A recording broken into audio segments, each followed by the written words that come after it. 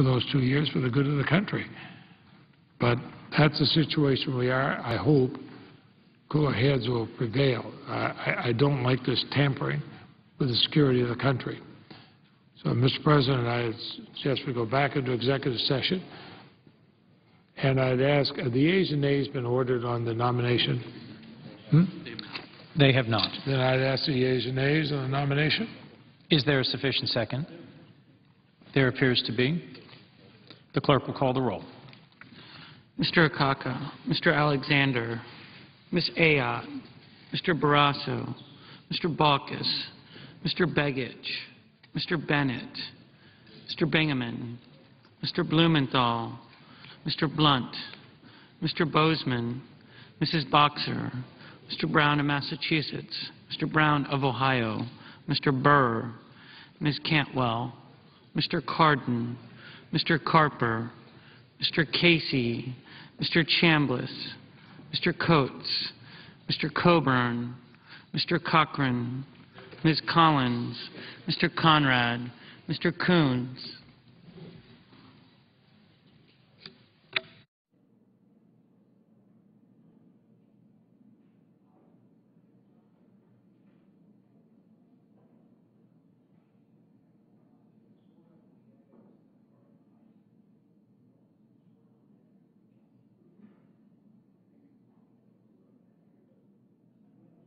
Mr. Corker.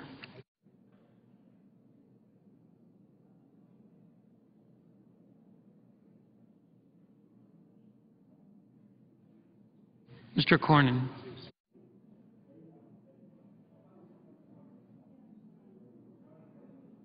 Mr. Crapo.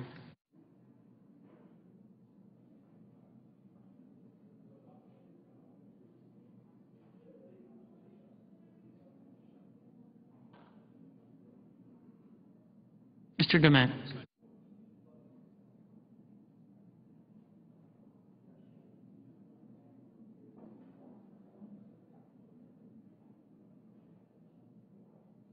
Mr. Durbin.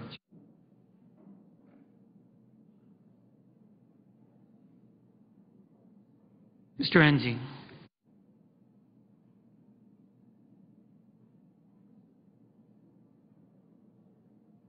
Mrs. Feinstein.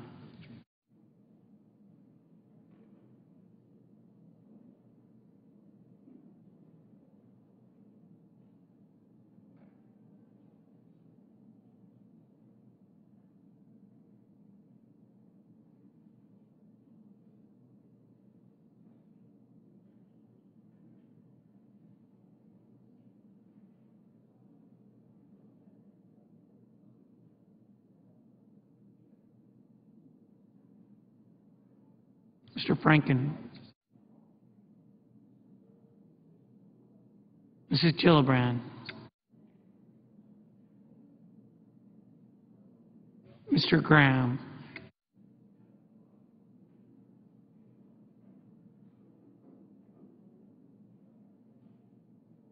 Mr. Grassley.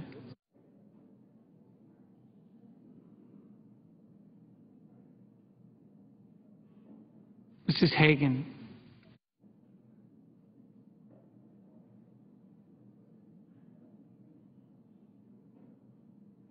Mr. Harkin.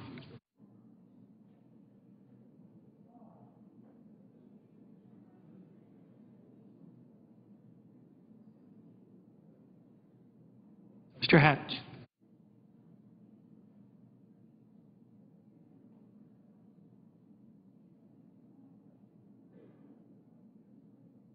Mr. Heller.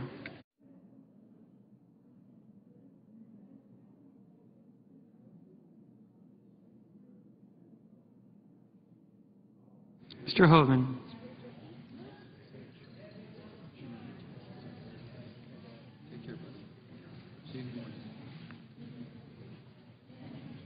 Mrs. Hutchison.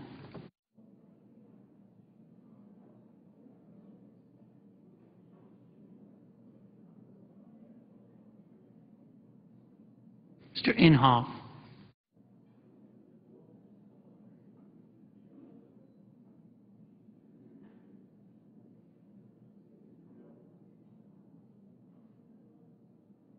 Mr. Inouye.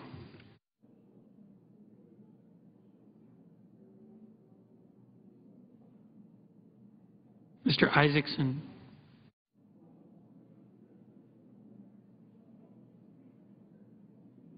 Mr. Johans.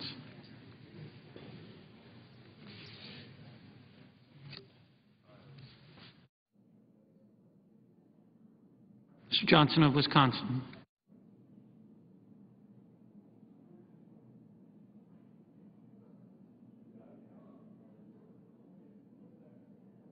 Mr. Johnson of South Dakota.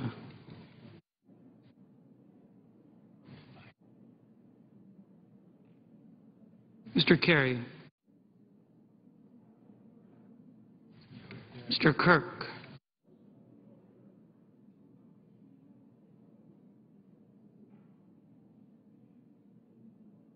Ms. Klobuchar.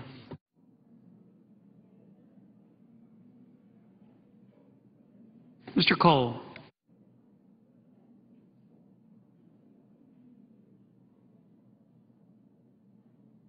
Mr. Kyle.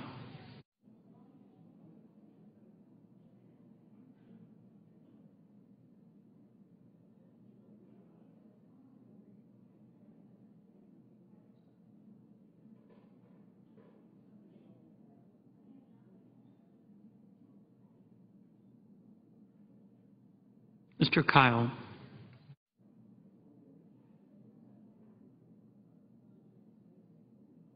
Ms. Landrieu.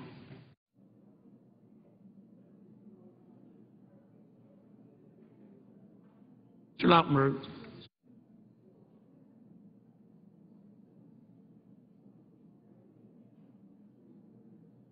Mr. Leahy.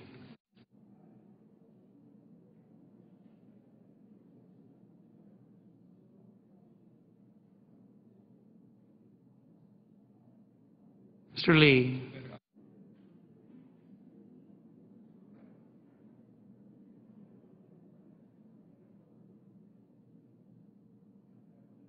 Mr. Levin.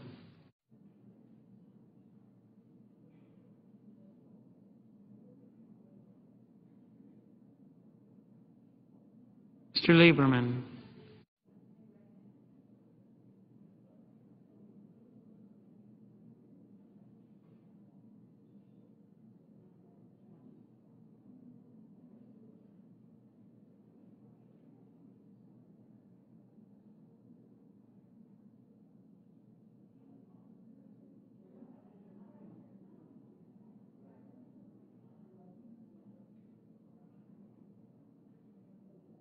Mr. Lieberman.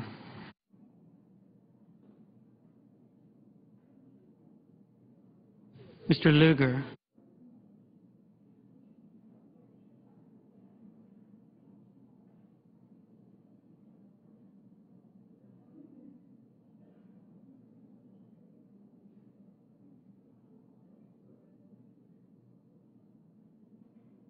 Mr. Manchin.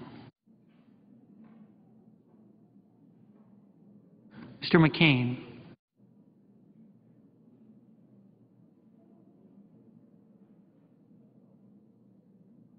Mrs. McCaskill.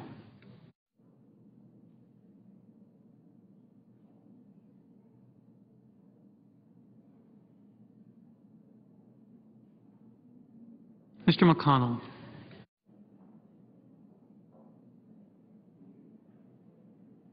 Mr. Menendez.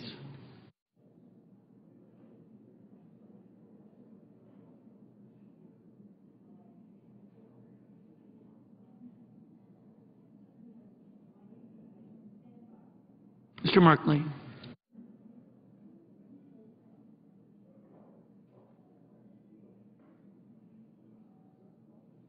Ms. Mikulski.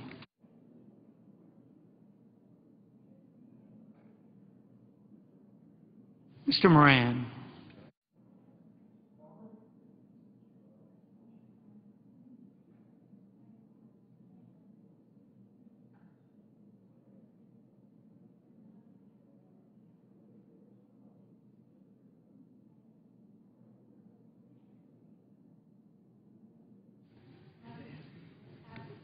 Mr. Moran. Ms. Murkowski.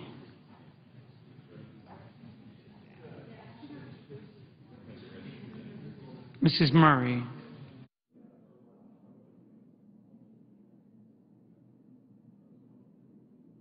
Mr. Nelson of Nebraska.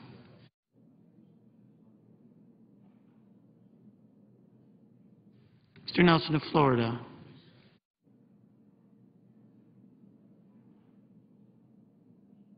Mr. Paul.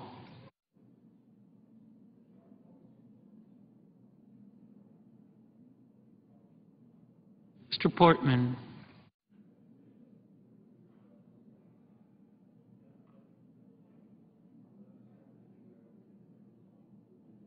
Mr. Pryor.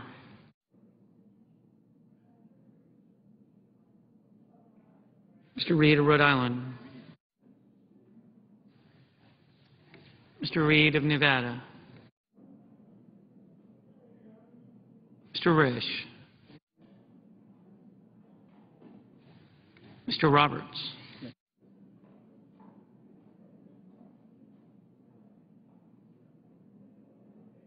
Mr. Rockefeller.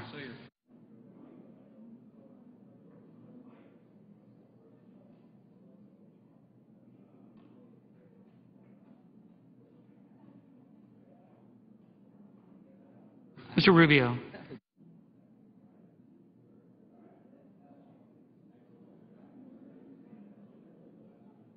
Mr. Sanders.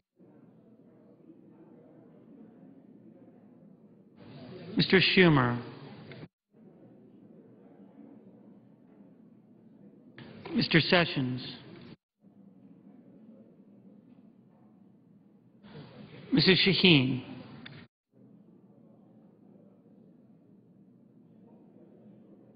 Mr. Shelby.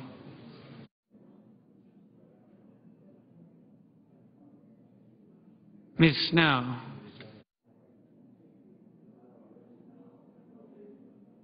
Ms. Stabenow.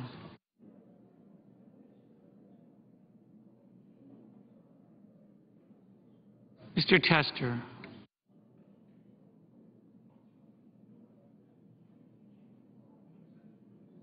Mr. Thune.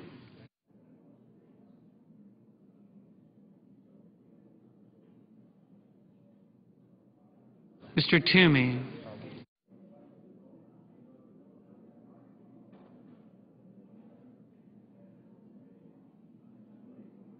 Mr. Udall of Colorado.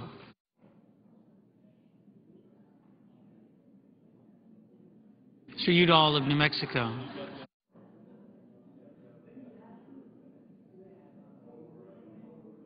Mr. Vitter.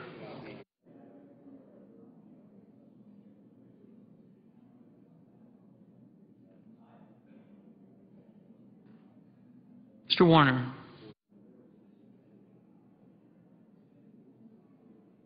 Mr. Webb.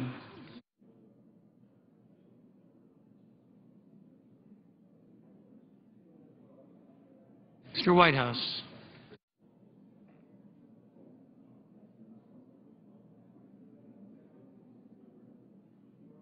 Mr. Wicker.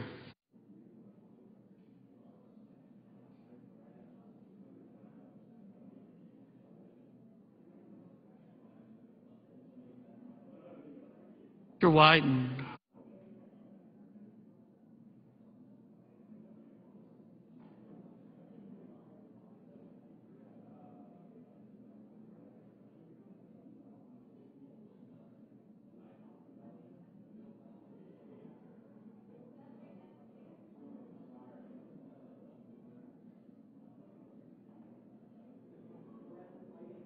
Senators voting in the affirmative: Ayotte, Bingaman, Blumenthal, Boxer, Brown of Massachusetts, Burr, Cardin, Carper, Casey, Coates, Cochran, Collins, Coons, Feinstein, Gillibrand, Graham, Heller, Inouye, Isaacson, Johans, Johnson of Wisconsin, Johnson of South Dakota, Kerry, Klobuchar, Leahy, Manchin, McCain, McCaskill, Menendez, Reed of Rhode Island, Roberts, Rockefeller, Sanders, Shelby, Udall of New Mexico. Senators voting in the negative: DeMint, Lee. Mrs. Shaheen, aye. Mr. Franken, aye. Mr. Kirk, aye. Mr. Bennett, aye. Mr. Wyden, aye.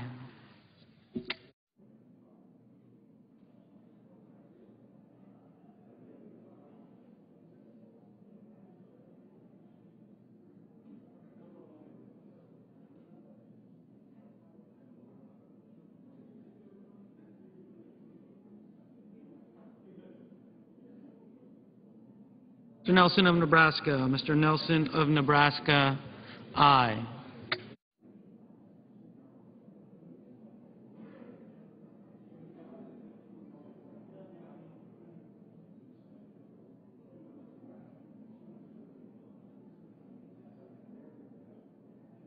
Ms. Snow, aye. Mr. Portman, aye.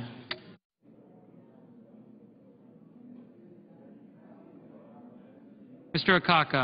Akaka, aye.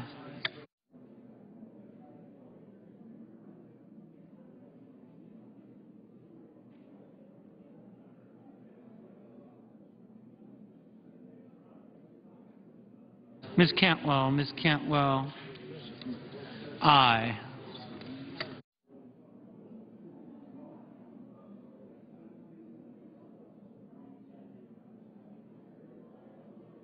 Mr. Blunt, no. Mr. Wicker, no. Mr. Pryor, aye. Ms. Landrieu, aye. Mr. Hatch, no. Mr. Warner, aye.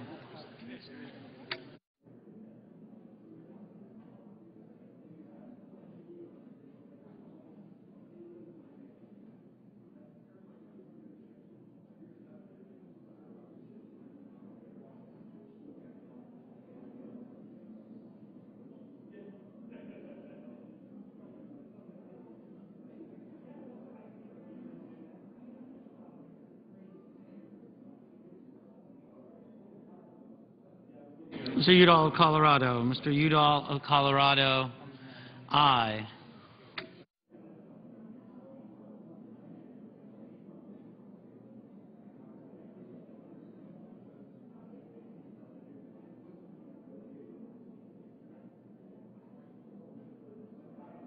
Mr.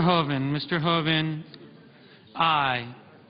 Mr. Cochran, no.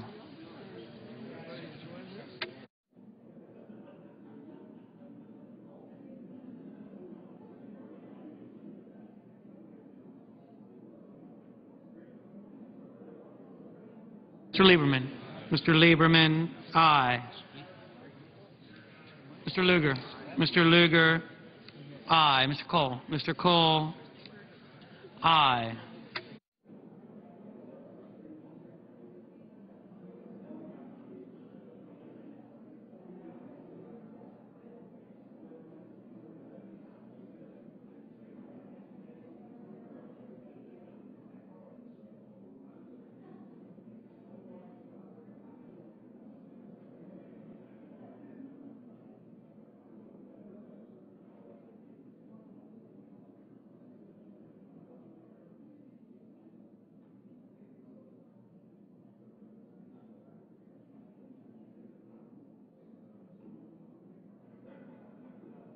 Mr.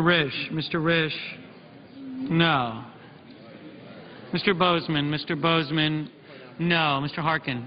Harkin, aye. Mr. Brown of Ohio, aye.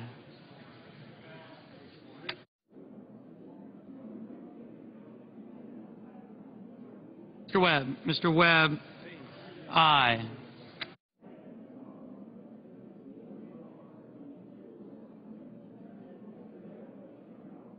Mr. Crapo, Mr. Crapo, no. Mr. Lautenberg, Mr. Lautenberg, aye.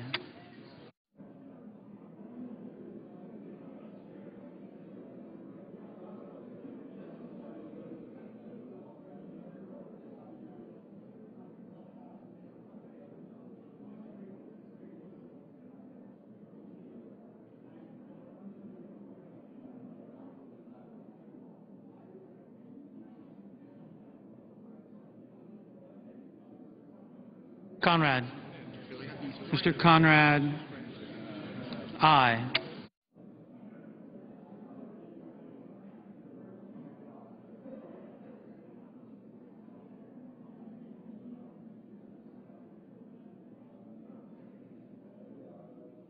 Mr. Chambliss, Mr. Chambliss, aye. Mr. Levin. Mr. Levin, aye.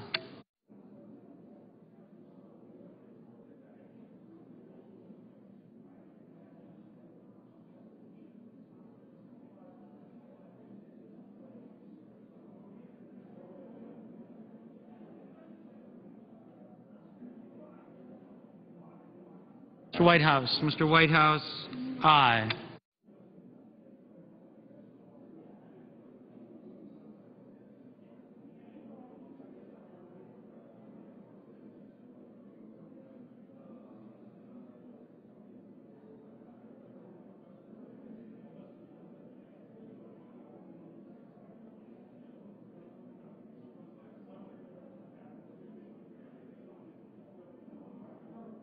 Nelson of Florida. Mr. Nelson of Florida, aye.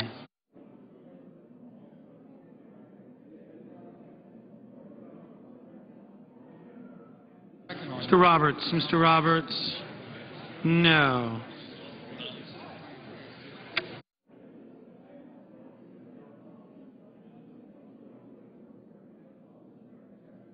Mr. Coburn. Mr. Coburn, aye.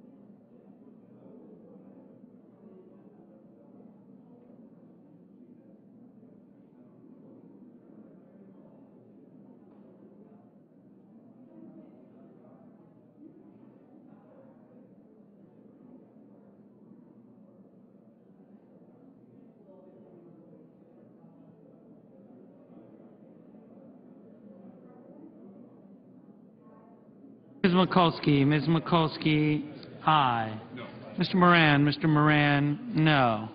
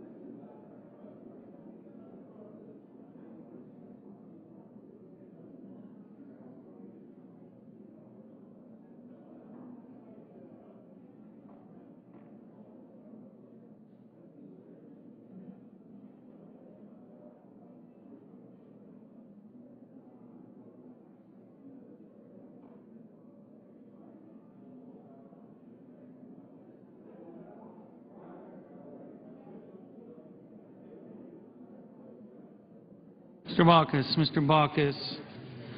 Aye.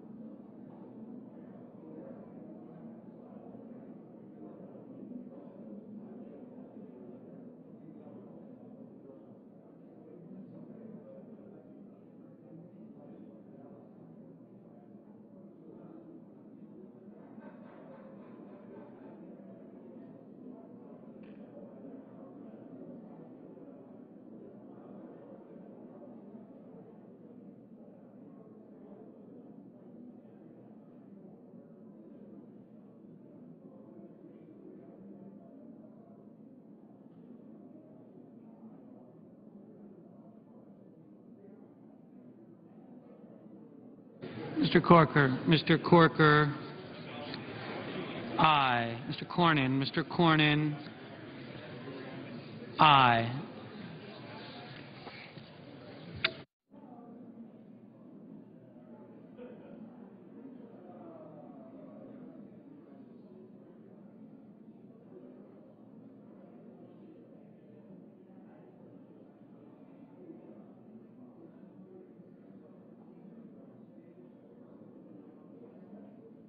Mr. Thune. Mr. Thune. Aye. Mr. Kyle. Mr. Kyle. Aye. Mr. Barrasso. Mr. Barrasso. Aye. Mr. Enzi. Mr. Enzi. Aye.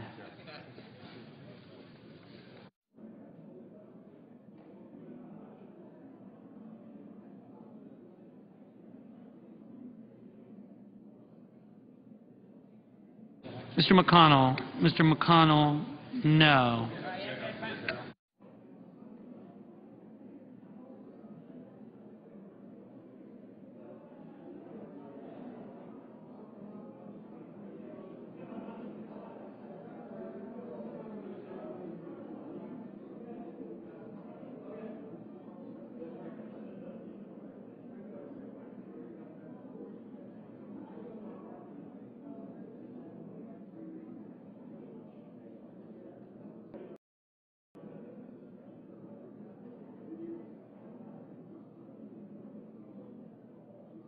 Mr. Sessions. Mr. Sessions, aye.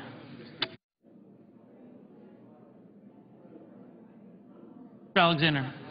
Mr. Alexander, aye. Mr. Merkley. Mr. Merkley, aye.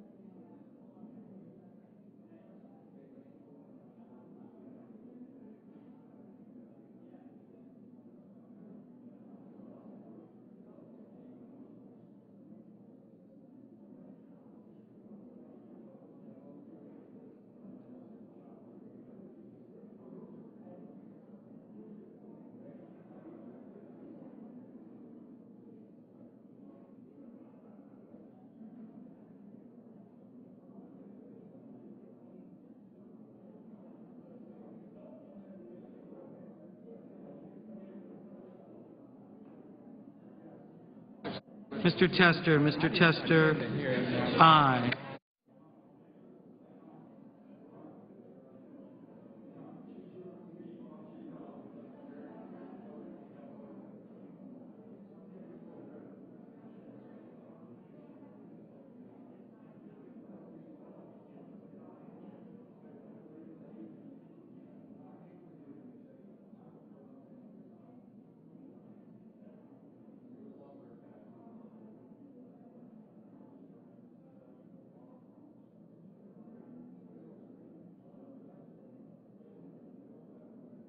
Mrs. Hutchison.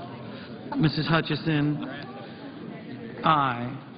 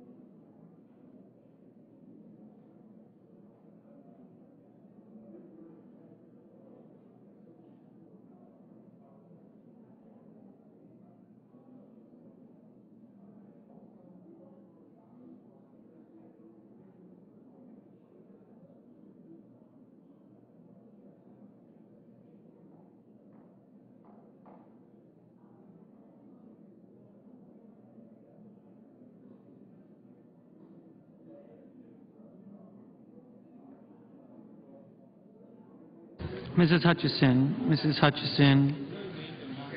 No.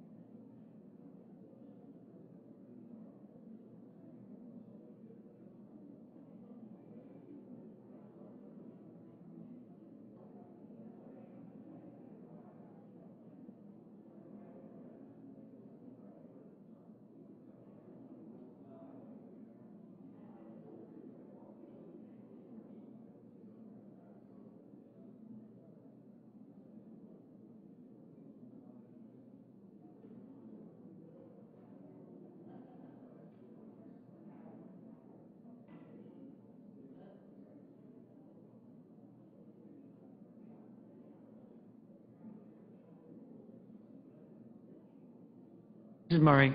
Mrs. Murray. Aye. Mr. Begich. Mr. Begich. Aye.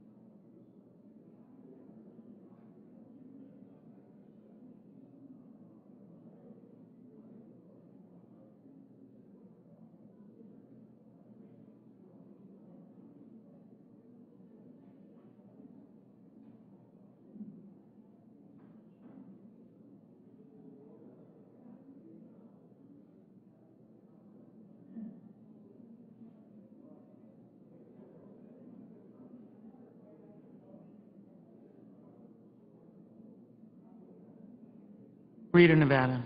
Mr. Reed of Nevada. Aye.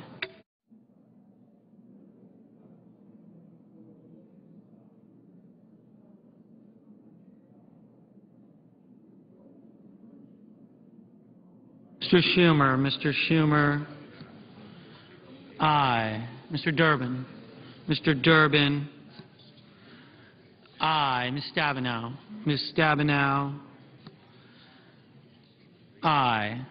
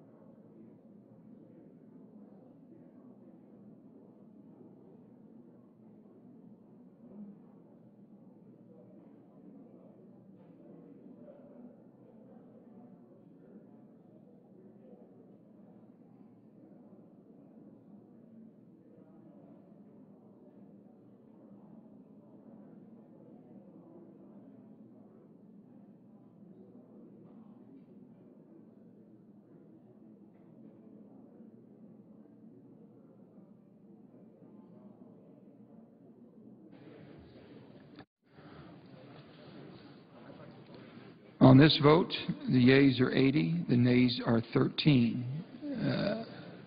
Are there any senators that wish to vote or change their vote? If not, nomination is confirmed. Under the previous order, the motion to reconsider shall be considered made and laid on the table. The President shall be immediately notified of the Senate's action, and the Senate will resume the legislative session. Mr. President, Senator from Ohio. I ask consent to speak for up to 10 minutes as if in morning business. Without objection. Thank you, Mr. President. I am here today to celebrate a friend and a statesman, a former member of the United States Senate, Marine aviator, pioneering astronaut, a beloved...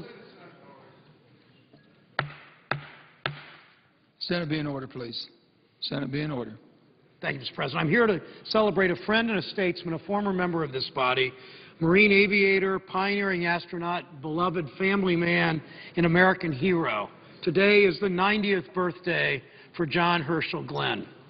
I was 10 years old when John Glenn observed 3 sunsets, 3 sunrises, and the wonder of the universe in just under 5 hours while orbiting the Earth. I was 16 years old when John Glenn presented to me and another couple dozen Eagle Scouts in Mansfield, Ohio with our Eagle Award, teaching us again about community service and community pride. And when I was 54, in one of the most memorable moments of my professional life, with John's wife Annie and my wife Connie, in the gallery, John Glenn... Senate be in order, please. John Glenn escorted me into the Senate chamber to be sworn in as a United States Senator from Ohio.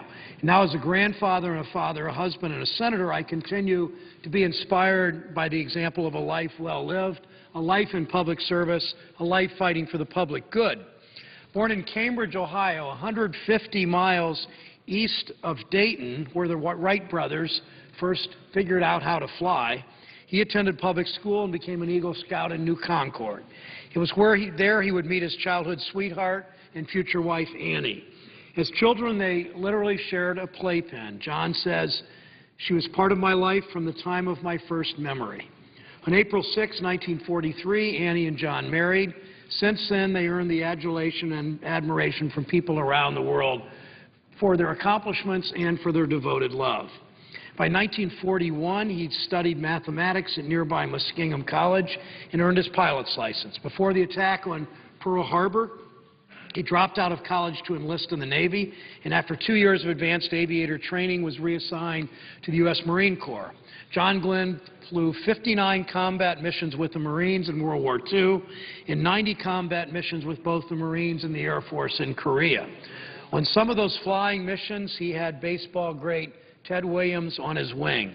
John Glenn was awarded numerous commendations and citations for his heroic military service.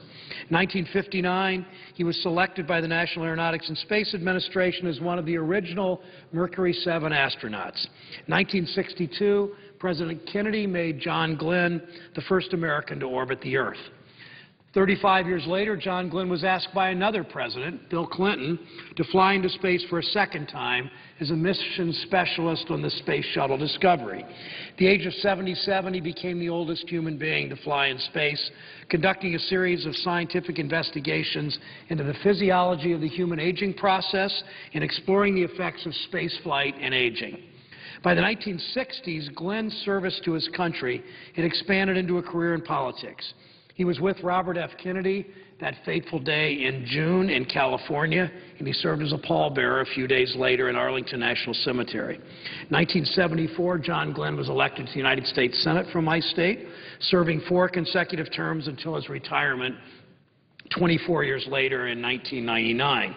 He served as chairman of the Committee on Government Affairs. He was the chief author of the Nuclear Non-Proliferation Act of 1978. Throughout the years, he continually championed the advancement of science and technology, especially NASA, so much that 12 years ago, the NASA Lewis Research Center in Cleveland was officially the only NASA facility north of the Mason-Dixon line, was officially renamed the John H. Glenn Research Center. After his retirement from the Senate, he and Annie founded the John Glenn Institute for Public Affairs at The Ohio State University, saying, if there's one thing I've learned on my years on this planet, it's that it's the happiest and most fulfilled people I've known are those who devoted themselves to something bigger and more profound than merely their own self-interest. But whether he's flying a jet, floating in space, walking the campaign trails, or in this chamber, he remained grounded in his New Concord roots, and always by the steady hand and constant love of Annie. When my family and I decided I should run for the United States Senate in the fall of 2005, the first people we called were Annie and John Glenn.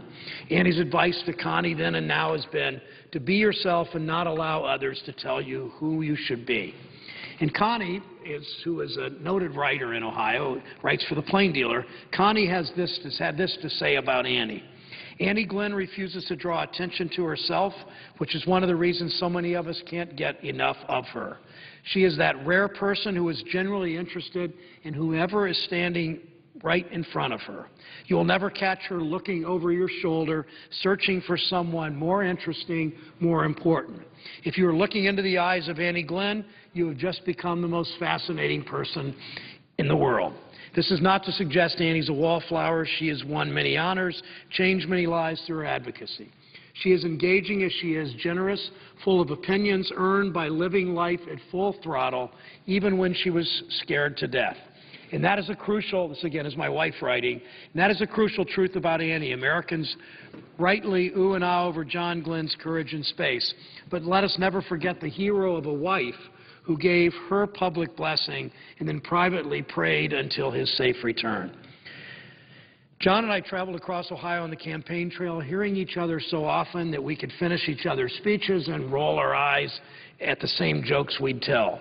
John and Annie taught all of us about our own capacity for selflessness and to have the confidence to serve with humility and with honor. They are dedicated public servants and trailblazers whose sense of humor and smiles brighten any room, and in whose presence we better understand the meaning of love and compassion. And it's a love and marriage that everyone from lifelong New Concord friends to U.S. presidents to colleagues in this chamber have described with affection. Barack Obama said during a campaign stop in Columbus, "The thing I admire most about John Glenn is his relationship to Annie. They've been married for 65 years. That was then. Now it's 68.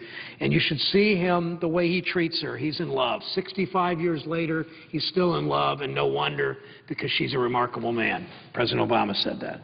Through John and Annie's remarkable American lives, we reveal and remember the greatness of our country, our capacity to love and to wonder and to see something greater than ourselves. My wife Connie and I are fortunate to call Annie and John friends, and they remain trusted mentors and role models for us and so many. When his country was attacked, he enlisted. When his president asked, he served. When his country needed it, he instilled a confidence in the American spirit of scientific discovery. And when his state needed his leadership, he represented the people of our state with honor. Happy 90th birthday, John Glenn. Your life tells our nation's story in the 20th century, our triumphs and our turbulence, and it tells how our nation's spirit of discovery could be found in the humility of a hometown hero from New Concord, Ohio. Mr. President, Mr. President. Leader. I ask consent that, following my remarks, that Senator Durbin be recognized to give a brief presentation, and following that, Senator Grassley will have 1/2 hour. Without objection. Mr. President, I didn't know it was John Glenn's birthday, and I'm so happy that I was on the floor when my dear friend from Ohio talked about John Glenn. John Glenn, when I came to the Senate, one of the first Tuesday caucuses that we had, I watched John Glenn stand and say, "I'm going to go out on the aircraft carrier USS Kennedy, and on Saturday, would anyone like to go?" Well, I'm a new senator, and that's John Glenn, and I thought everyone would raise their hand and march off with him. I was the only one that raised my hand. So I did. I went out with him. It was a wonderful experience. The seas were a little bit rough, and we landed in the airplane, snagged that airplane going in, and we were there for many hours, and the seas got rougher and rougher, and the pilots coming in were, this is the first time they had landed on an aircraft carrier.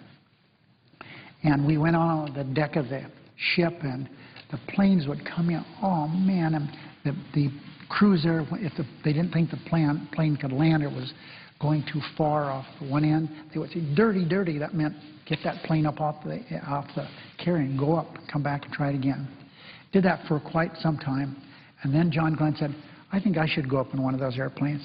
So John Glenn went up and flew an airplane. I don't know how old John Glenn was. 25 years ago, so he's a young man, he's 65. And here he comes in, landing on the aircraft carrier, John Glenn. Totally changing the subject, a group from Nevada won the Double Dutch skip roping championship. And they came to my office over in the Hart Building to show me how good they were. And they, of course, it takes a little space to do it, so in one of the outside hallways there in the Hart Building, they do this Double Dutch jumping. And they asked me to try it. Well, I was so embarrassed. I couldn't get one step. I didn't realize, but John Glenn had been watching from his office at these kids jumping this rope. He comes out, the famous John Glenn comes out and says, would you mind if I tried it? Now, I don't know. I assume he was 70 years old at the time. He was perfect. Didn't miss a step. I mean, that is hard to do. Jumping rope is hard, but, you know, when you have two people flipping two different ropes, it's hard. He did that. What a physical specimen. He was 70 years old. Think what he must have been when he was 20 years old. A man who was in World War II, he was an ace, meaning he shot down so many airplanes. He did the same thing in Korea. Here's a man who was the first to orbit in space. You can go see his spacecraft down here in the Air and Space Museum.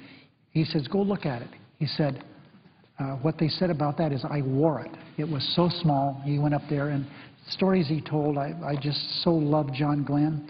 He said they didn't know what it would be like to go up in space. No one had ever done this. And he told me all the precautions they did the first time he went up in space. They didn't know if the air sickness would come and they couldn't handle the flight. And he was trained to have, he had a big hypodermic syringe.